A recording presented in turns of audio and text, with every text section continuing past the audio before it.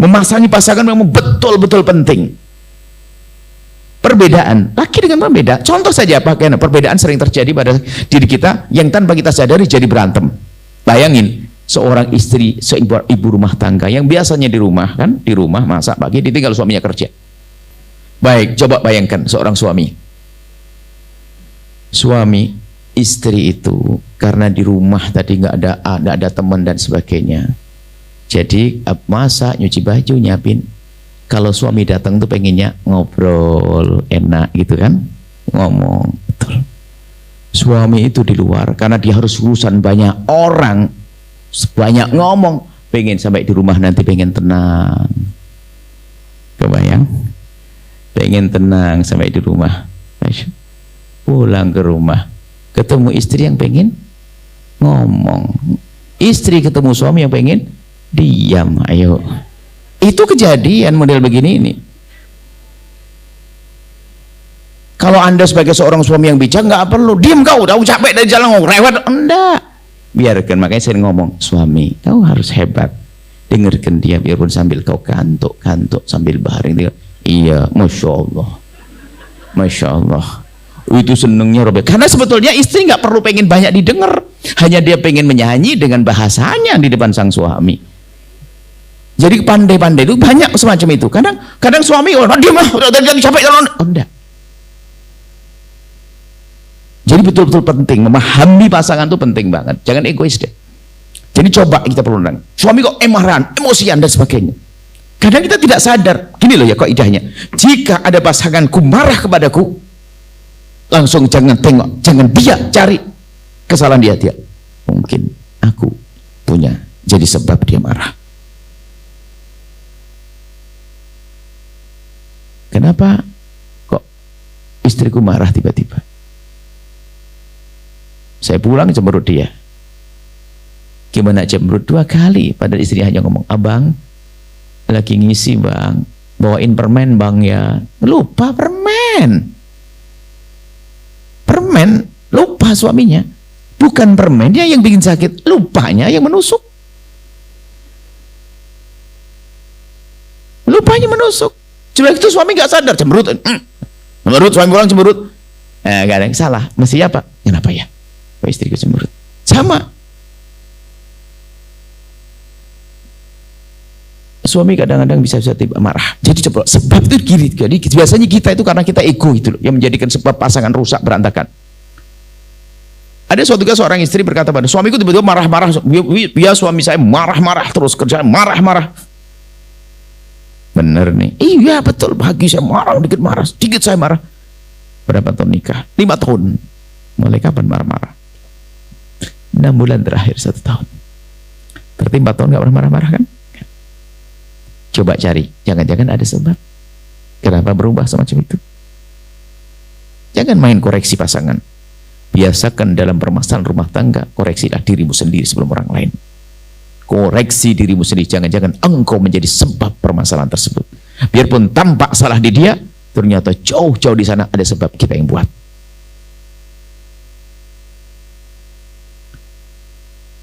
Suami marah-marah bisa jadi sebabnya istri. Istrinya apa? Istrinya itu super lelet, super lupa, super. Gambarannya begini sederhana, saya buat contoh, tapi ini bisa saja terjadi loh. Suaminya di luar, yang tolong yang baju abang angkat ya, di telepon ini, insya Allah. Angkat baju abang yang, iya bang, takut kena hujan.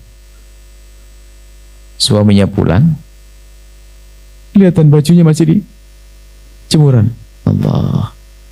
Tapi suaminya kan suami baik, sabar, senyum sambil diambil. Senyum.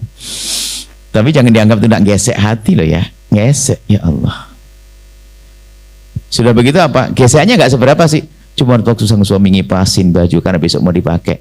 Istrinya asik-asik main sinetron, nonton sinetron. Atau nggak peduli, paling enggak kan ada minta, aduh bang mohon maaf gini, terus dia kerjakan maka menghapus itu lupanya itu. Enggak, kadang istrinya biarpun kesibukan yang lain, tapi tampakkan kalau engkau melakukan kesalahan, biarpun kesibukan yang kau lakukan lebih berat, lebih penting daripada itu, tapi paling tidak kesalahan harus kau bayar dulu dengan penyesalan yang ditampakkan pada pasangan. Paling tidak, ya Allah bangun, maaf bang, aduh bang, maaf. Tapi ada kerjaan paling penting bang, maafin ya, nggak apa-apa bang, itu sudah terobati. Yang lihat dua, cium cuek. Suaminya kipas dihadapin kipasnya, ditinggal, dibalik lagi sama istrinya, kan kacau. Kan istrinya tak tahu diri betul ini, ibaratnya begitu. Sudah itu disetrika sama suami, oke, nggak marah hari pertama.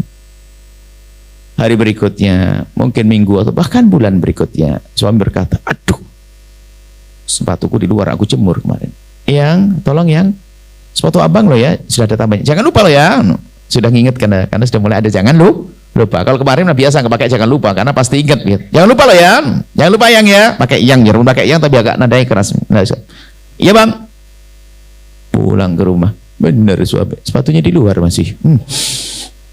Allah, mulai sesak dia. Sehingga yang ketiga ngomongnya sudah nggak pakai. Jangan lupa awas lah, pakai awas. Sudah nggak ada keindahan lagi mulai. Akhirnya bahasanya kasar. Karena apa? Istrinya tidak sadar membuat permasalahan yang halus, yaitu lelet. Lelet. Suami makan batuk-batuk, istrinya diam tak di sampingnya. WhatsAppan. Ambilin air atau bagaimana? Ada kadang-kadang tidak peduli itu permasalahan. Kita tuh banyak belajar ya. Saya membaca buku dulu waktu masih di mondok dulu tuh ada sebuah buku ditulis orang Amerika. Ajib. Itu ada dalam Islam, tapi kenapa kita kurang bisa belajari? Judul buku sederhana. Bahasanya gini, bagaimana menjadi sekretaris yang sukses. Itu toh. Saya baca waktu itu dan saya masih kecil kok, saya cuma bisa baca begitu. Bagaimana jadi ajib. Jadi sekretaris pokoknya matamu jangan kemana-mana. Matamu harus ke tangan bosmu, ke mata bosmu. Kapan bosmu bergerak, kau sudah mendahului gerakannya. Jadi begitu caranya itu. Jadi sebelum bos minta tuh sudah ini. Jadi itu cuma jadi sekretaris. Artinya kalau suami sudah pengen keluar, mau keluar rumah, itu sudah apa yang dibutuhkan, sepatunya, kayak kunci mobil atau balik. Begitu sebaliknya seorang suami. Bukan hanya istri, hanya karena salahnya kenapa mayoritas wanita, sehingga wanita tok seolah diuplek-uplek di sini. Coba separuh laki-laki, separuh perempuan. Karena separuh wanita harus saya fokus wanita. Kenapa? Biar tidak sakit gigi. Nah, biasanya seperti itu. Jadi amarah orang lain biasanya dari kita. Maka pahamilah pasanganmu di saat dia marah. Bukankah dia adalah suamimu? Kalau marah, mestinya kamu husnudon bahasanya. Nggak mungkin dia marah kepadaku tanpa sebab. Nah ini kan nggak mungkin dia ngomong kasar padaku tanpa sebab. Kita cari dalam diri kita. Pahami bahasa marahnya dia. Kemudian juga kalau kita perlu lebih jauh menafsiri marahnya apa sih? Kalau memang nggak benar sih seorang suami marah kepada istri hanya demi anak, itu juga nggak benar. Sampai ibunya istrinya bentak gara-gara urusan anaknya, itu juga nggak benar sebetulnya. Biarpun kalau kita mau hibur diri, ngerti. Kalau mau hibur diri, istri yang mau hibur diri, ya kalau dia cinta sama anakku kan berarti sebenarnya sama aku juga. Ini kan buah cintaku. Karena buah cintaku, aku teledor, aku malu dia marah kepadaku, ya wajar saja dia marah kepadaku. Tapi sebetulnya marah kepadaku karena buah cintanya. Kan anak itu buah cinta. Memang kita menemukan ada seorang suami tidak tahu gila atau bagaimana sebetulnya. Gila, bagus saya gila. Jadi kalau sama suaminya, istrinya dipukul demi anaknya. Tapi kalau istri, saya menghibur istri bisa saya katakan dia sebenarnya membela cinta, membela buah cinta. Biarpun nggak pantas suami sampai melakukan yang demikian kepada istrinya. Cuman jika terjadi seorang suami istri yang cerdas, dia berpikir dia sebetulnya marah kepada anak karena memang apa? Aku telah salah memperlakukan anak, sesuatu yang membahayakan anak. Sementara anak adalah buah cinta kita. Sehingga akan reda hati itu. Jadi memahami pasangan betul-betul penting. Jadi jangan serta-merta jika ada perlakuan negatif dari pasangan lalu kita sambut dengan negatif. Akan tapi merenunglah sejenak. Atau jangan menjawab sebelum faham betul. Jangan menjawab sebelum faham betul. Jangan menjawab dulu. Jangan berikan reaksi apapun kecuali paham betul. Kalau memang ternyata Anda salah, itu pun cara menjawabnya juga beda. Ataupun yang salah dia, ada beda. Tapi jangan-jangan gara-gara begini tuh bercinta kok susah amat sih, harus pinter banget dong kalau gitu. Nah gitu ya? Enggak. Itu rasa, ilmu rasa. Anda pernah urusan dengan anak Anda kan begitu. Bagaimana kita melakukan anak Anda? Dia salah pun kita masih maafkan. Ya kayak begitu. Dia dengan kita. Ibu-ibu malam-malam jerit, kenapa? Mohon maaf, digigit sama anaknya. Tapi apakah langsung paling kurang ajar kok? Gak ada. Karena paham dia makna cinta situ.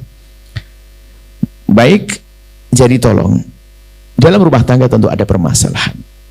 Tapi fahamilah cara pasanganmu mencintaimu. Jangan tuntut dia memahami cara mencintaimu. Biarpun marhalah selanjutnya, langkah selanjutnya, nanti kita tunjukkan bahwasanya kita punya cara mencintai. Setiap orang itu berbeda-beda, beda-beda cara mencintai. Maka fahami cara pasangan mencintaimu. Nah, di saat kita memahami, itu adalah bahasa cinta. Tutur kata tidak jaminan. Ada orang cara ngomongnya kasar, memang modelnya begitu.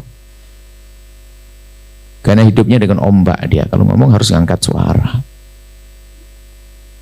Dia kalau ngomong tidak keras bukan dia lagi. Tapi jangan dianggap itu sebuah bentakan. Cuman sebagian orang yang nggak paham kan kaget ya Pak.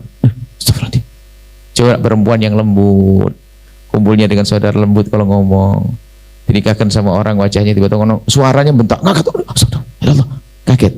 Padahal enggak, dia biasanya begitu dia. Memang suaranya begitu. Tapi bagaimana sudah tahu lah, itu maksudnya tahu. Orang pantai itu. Sering dengar ombak dia. Nah, jadi nyantai. Fahami pasangan itu indah sekali. Dan semua problem dalam rumah tangga rata-rata tadi yang kita sebutkan. Egois, kita ikut.